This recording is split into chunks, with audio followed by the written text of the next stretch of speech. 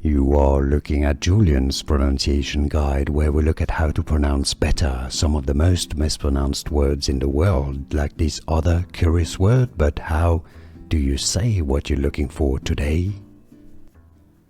Let's learn once and for all how to pronounce this brand name of Swiss watches. If you want to learn more Swiss watchmaker names, brand names, stay tuned. I've got more videos for you. You'll absolutely love learning from and listening to Roger. It's not Roger. Roger Dubuis. That's your French pronunciation, of course. It's Switzerland, but they speak French in that part of Switzerland. Roger Dubuis is the French pronunciation. I know it's got this very specific U sound for the U.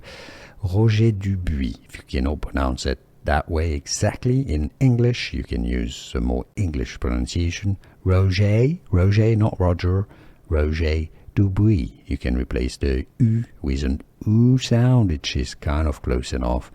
Roger Dubuis, or French pronunciation, Roger Dubuis. And now you know.